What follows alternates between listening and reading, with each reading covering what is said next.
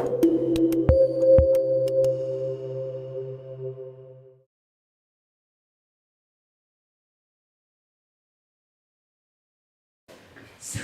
good afternoon.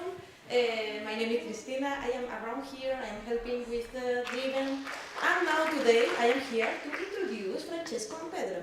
So, who doesn't know who is Francesco? Just drop your hand. Who doesn't know? Doesn't know? Okay, 3. Okay, perfect. And Pedro, who doesn't know? Who is Pedro?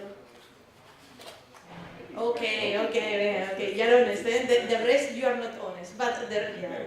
So, Francesco is one of the contributors for Alfresco community and also is a member of Order of the Bee, and he is very proactive. At least he listens and he talks also. So, it's really nice. And you can talk with him every time that you want, or you have a doubt or something like that. He's open and really friendly. Pedro, in the other side, we have a Pedro. Pedro is an engineer for Pentaho, and in fact, Francesco also worked with Pentaho, like a collaboration, if I don't remember that. So, I am part of the community. Okay, let's keep it like that. So, both of them will introduce us in one, like a feature or something like that to see the dashboard for Pentaho in Alfresco community. So, we are going to see. I hope it's Alfresco community, right? Of course. Is for both of them, for content, okay, for the private and the community. So, come on, there. One applause. Don't you want to just before your second? Okay, so like she said, my name is Pedro. I'm a VP of engineering for the Pentaho platform. So I started by working with a small Portuguese company called Web Details. We used to do community plugins for Pentaho and BI projects all over Europe and the world. We got acquired by Pentaho and we started working with them on the next features of the next versions of the platform. And then in 2015, Pentaho got acquired by Hitachi. That's why there are so many logos there. And we are now called Hitachi Vantara. Okay. So I currently am responsible for running the engineering teams for the Pentaho platform in Europe. That means Portugal, Russia, and Belarus. That's pretty much it. Let me introduce for the people that don't know me. I'm Francesco Corti. I am a developer evangelist and member of the Pentaho community and Alfresco community. I'm an author and so on. So don't to mess this speech, consider I'm an Alfresco employee. I will use these badges. This is when I will talk as an Alfresco evangelist. I will use this badge. I will use this when I will talk as member of the community. I will use this badge. If you are confused, because I'm pretty sure that someone will complain that Pentaho is after Alfresco logo, I have also a third badge with the opposite logo. So don't be afraid. I put my attendance in Pentaho community and Alfresco community exactly at the same level. But today I'm speaking like that. Okay? Okay. Thank you, Pedro. Okay, so the goal today is for us to, or Francesco to show how we can embed a Pentaho dashboard in an ADF application. So we decided that I'd start by presenting Pentaho, giving you a quick demo of what the Pentaho dashboard is, showing you also quickly how do we do embedding in Pentaho and Pentaho dashboards, and then we'll move over to the details of the ADF application. Okay. So what's Pentaho? Pentaho is an open source unified data integration and analytics platform. That's how we started. So the company started in 2008, an American company. The goal was to bring to market an open source platform that would allow our users or someone doing projects to build a full business intelligence solution. Okay? So we provided and still provide the tools that allow you to do everything where a business intelligence project is concerned. And that means giving you the tools to do your ETL processes, so extract, transform, and load. So that's the processes that take your data from your operational databases, transform it, merge it with some other data source, and finally write it into your analytical database, your data warehouse, or star schema stuff, right? So that's ETL. That's what we call data integration. Then from that data warehouse, you are able to model your data in OLAP models, where you have your dimensions and your facts and hierarchies and all that stuff. And then you have tools that allow you to analyze, visualize that data, right? So you have ad hoc explorers that let you freely analyze the data, go from continent to country to county and see the sales for a year and for product and stuff like that. You have reports that go out as PDFs and Excels. So every Monday at 8 a.m. I need the CEO to receive an Excel file with all the sales from the past week. And you have the dashboard, which are interactive applications that let you visualize and analyze your data, right? So that was how we started and how we moved towards the market. That's how we positioned ourselves in the market. In 2012, roughly, we started getting into big data. And we didn't do that just because of the hype. That was part of it, but not everything. We actually had some projects that were using big data systems, and we had some success. So we had customers that were using MongoDB, Cassandra, Elasticsearch. Hadoop was starting to get into the picture. So we decided to start focusing on the big data part of it. So we started to position ourselves as a big data analytics platform. Okay. So our purpose became to help the customer develop a full BI pipeline that at some point had big data. And why is that relevant, or why was that important to us? For business intelligence, the emergence of big data actually brought a lot of changes, right? So most of the traditional methods and techniques that we used became kind of obsolete. So once you have, we have customers that are collecting like 50 terabytes of data per day or something like that, huge amounts of data. When you try to have a job that runs at the end of the day that reconciles that data with the data warehouse so that the next morning the data warehouse will be up to date, that's not going to work. The night is not, there's not enough time to reconcile 50 terabytes of data during one day or half day or whatever, okay? So the emergence of big data brought a lot of challenges to the business intelligence as an area of technology. And we decided to position ourselves there and work with our customers, developing techniques and tools that let them make sense of all that data. Okay? So that's the third item we have here. So as we move towards that, we also got visibility from bigger customers. So we used to target SMB companies in the US mainly. As we moved to big data, we started to target Fortune 500 companies. So bigger customers, more visibility. We started doing some projects with Hitachi data systems. They were trying to use us for monitoring some of the storage arrays they were using. And that collaboration ended up with us being acquired in 2015. As I said, we merge everything now into one single entity called Hitachi Vantara. So why did Hitachi bought us? They are making, or were starting to make now, they are a full player on that ecosystem, a very strong player on the Internet of Things arena, right? And so they were, at the time, starting to develop a platform for IoT called the Lumada platform. And they felt that Pentaho brought a very needed aspect to the platform. So very broadly and very simplistically, I'm not sure if that's a word, what's an IoT platform? It's something that starts with machines that have sensors and that are producing data to somewhere, right?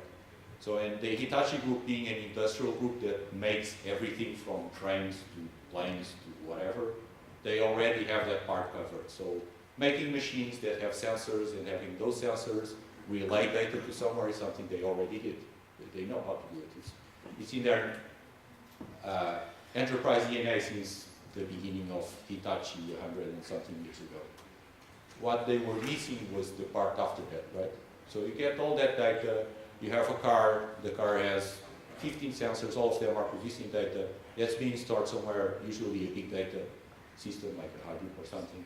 And then you have to make sense of that, okay? How do I get insights from that data that's stored there?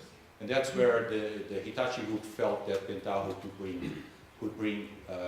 could accelerate the development of the Lumada platform, since that's what we do.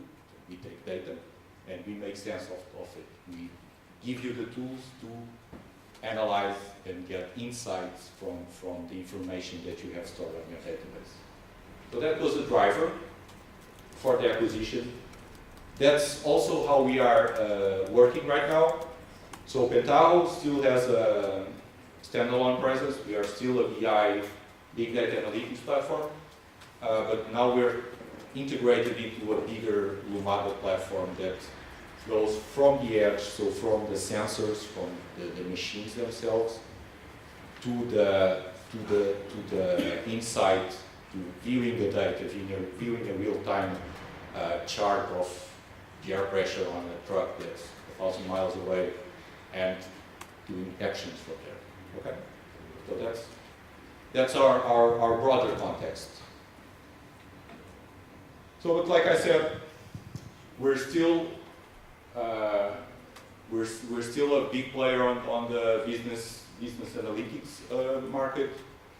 We still have customers that are solely business analytics, so we're still focusing very heavily on that and developing the platform. Part of the business analytics section is obviously the dashboard, right? So interactive applications where you go and you see your data as a chart or as a table or as a map or as some kind of visualization. You filter interactively and you overall try to understand what's going on in your business. Okay. So in Pentaho, we have a couple of options for developing those dashboards.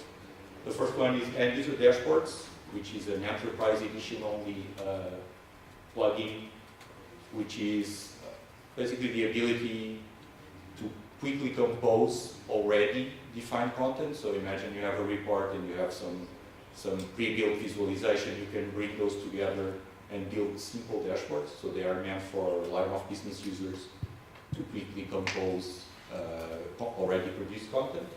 And then you have custom built dashboards. Okay, so this is our uniquely tailored, highly customized dashboard builder. And for that we use what we call the C tools. Okay? And the C tools are a set of community-driven tools. Okay, so as you can see, we have these are the 5 main ones. I think we got up to 10. All of them started with the C. All of them had 3 letters. None of us could actually understand what were we talking about most of the time. But now we have gone down to 5. These are the 5 main ones. Okay, so they started to be community-driven tools. So they were built by the Portuguese company I worked for, Web Details. As we got acquired by Pentaho, they became part of the product.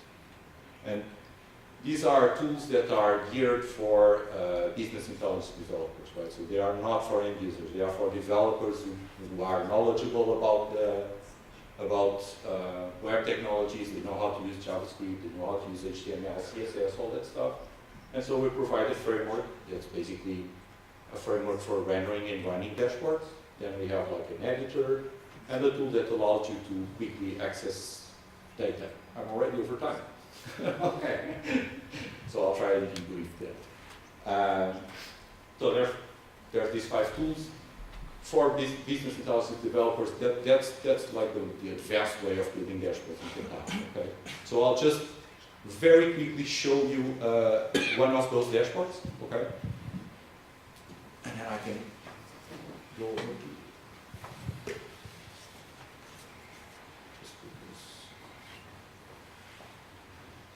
Okay, so this was a demo we built for the Lumada integration. Okay, so what you guys are seeing here is a dashboard with B2C tools. The purpose of it is for to be a POC on how to do a fleet management solution that uses Lumada. So every car in the fleet is registered in Lumada. Every car has sensors that are producing data, that are sending that data to the Lumada platform. And then we have this dashboard built on C tools that gets data from those vehicles and lets you analyze it, or blends that data with data coming from other databases, and basically just lets you have a general view of your fleet. Okay, so we start out with a map that shows you all your vehicles, obviously on the United States because things. And then you have like a table where you can see the details for each of your cars. You see that one of your cars expects service immediately, so you can click and drill down to the vehicle view. Okay, so not right now you're focusing on that particular car. So being highly customizable and highly tailored, the C tools allow you to bring in custom components, right? So custom visualizations. This was one we built for this particular demo. So this shows you a car, and each of these pop-ups is connected to one sensor of the car, right? So we are getting that data real time from the car, and the values are changing as we get to that data. Okay, so this is a real-time IoT thing for this particular example. So the Lumada platform also has machine learning, obviously. What doesn't have machine learning on ours, right? It actually makes some sense, right? So you're getting sensor data, and you kind of need a model to understand, hey, is the car about to break, or what's going to happen? And so you can also see that, actually this is not the best example, but you can also see that here on the dashboard. So you're getting data. The sensor data goes to the analytical workflows that use some kind of ML model to understand what's about to happen. That produces new data that you can consume on your dashboard, right? So here you'll see that the deviation from the standard is going way up, so the car is about to break. And here you have like a real-time chart. This is not part of our out-of-the-box charting collection, but we are able to bring in outside visualizations and very quickly integrate them.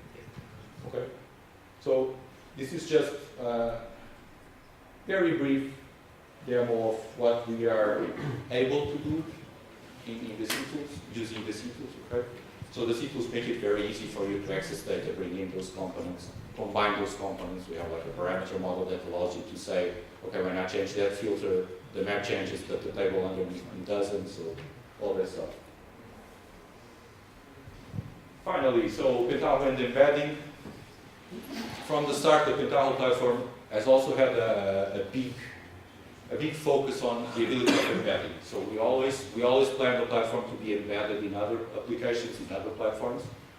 So that was a big focus. And the C tools as part of the platform, that's also a primary concern. So the way we are looking at embedding right now is using require.js, so AMD. We give the users or people who want to embed our stuff the capacity of looking at the dashboard as a require.js module. So in your JavaScript application, you can require something, a dashboard, and you have a JavaScript object that represents the dashboard, and then you can interact with it. You can change the data sources, link parameters, tell it to render in some somewhere. That's a very powerful concept, and it's something that we use internally as well to implement the notion of soup dashboard. Right? So we have an outer dashboard, and then we have 4 dashboards inside, and we use this require.js module to do that. Okay, so that's where Francesco comes in. We let people embed dashboards with require.js. Thank you, Pedro. Let's go ahead because I would like to show you how it works. So starting from what Pedro was saying, that's amazing for me, and I work honestly heavily on this in my free time, and my wife is happy. I started to create a GitHub project that is publicly available, as you can see from the picture. And honestly, I also had the chance to play a little bit with Git books that I didn't know. I don't know if you use this. It's nice stuff to create documentation. And all the project that I did is available on Git books as a complete documentation with example and tutorials, and it's open source as a public project.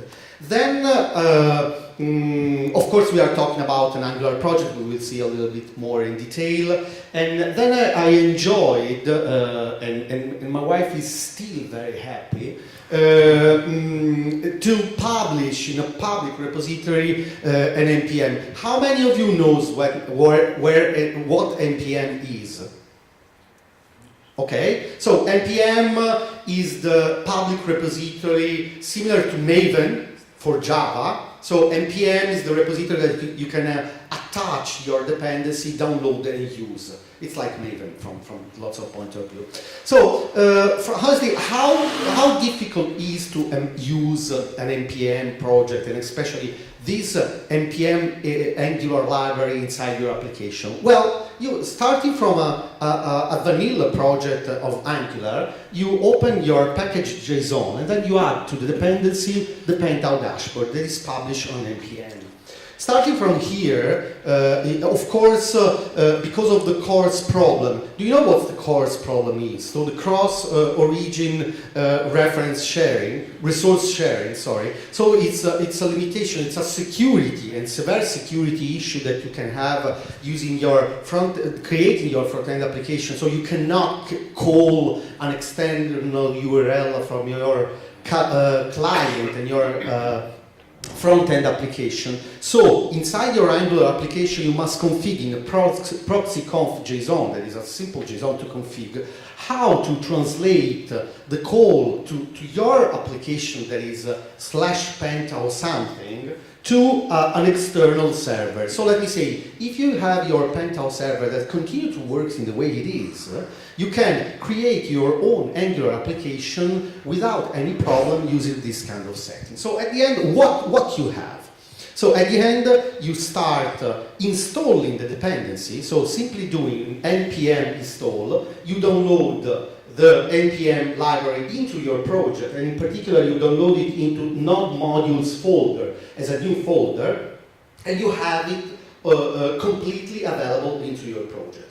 From here, you run an npm command, npm start command, and what you can see is that your project in a few seconds is up and running. So this is an example of project in Angular that is using this library and this project, and show after a login exactly one example of dashboard. And unfortunately, we didn't have the time to coordinate because it would be great to have the example that Pedro was showing. But this is an example of a dashboard fully working inside your application with filters, with interactions, wherever you want. So you can call other dashboards, you can filter, you can interact, and you can do whatever you want.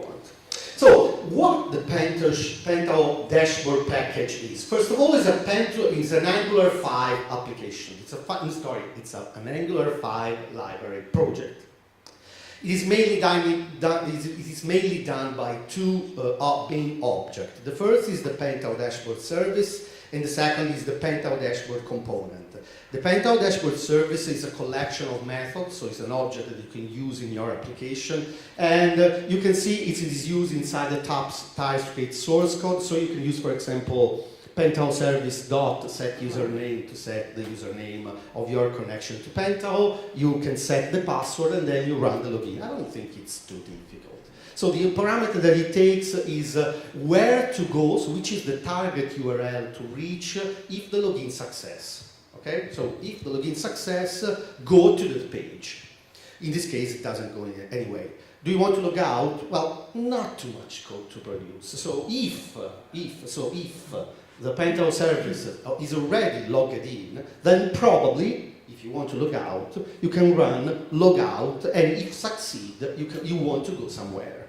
This is only TypeScript because of the nature of the service, but if you want to show something in the front end, then you use the Pentaho Dashboard component, and also here you can see not too many code to write. So, I mean, you use in the HTML of the Angular application the Pentaho Dashboard. You must have an ID, a unique ID of the entire application to recognize what the dashboard is and how it works. So, the name of the dashboard. Then you declare the Pentaho path that is needed inside the Pentaho repository. So it's a collection of files inside the Pentaho repository, and that's all. So not too complex at the end, I think. I mean, I don't think it's too complex to do. Let's see a little bit more in action. So this is an example of Angular application that log into the Pentaho, so it needs a Pentaho session. So by default, inside the ng after view init, so this is the main component. Inside the ng after view init, you have, let me say, a hard-coded connection. It's only an example, of course, but then we will see an example later on. So you set the username, you set the password. This is the default one, and Pedro knows very well because it's the main password of example, a standard application of Pentaho. Then, if it is not already logged in, okay, let's view an alert and then log in, and after the login succeeds, go to the root of the application. From another point of view, let's see what to develop to integrate a Pentaho dashboard.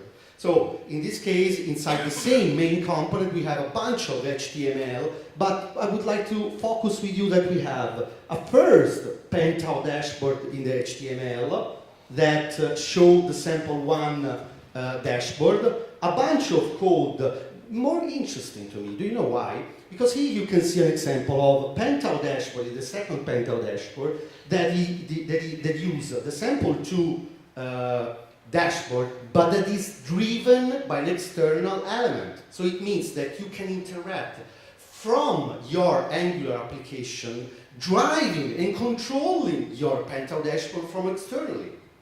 So in this way, you could have, for example, several Pentaho dashboard controlled by your control. You can create your own filter inside the Angular application and control the Pentaho dashboard from outside. It sounds like quite easy and useful to have. So let's have an example. So this is a different application exactly showing what we were seeing before. So we have a main page. Do you remember the sessions are coded inside the code?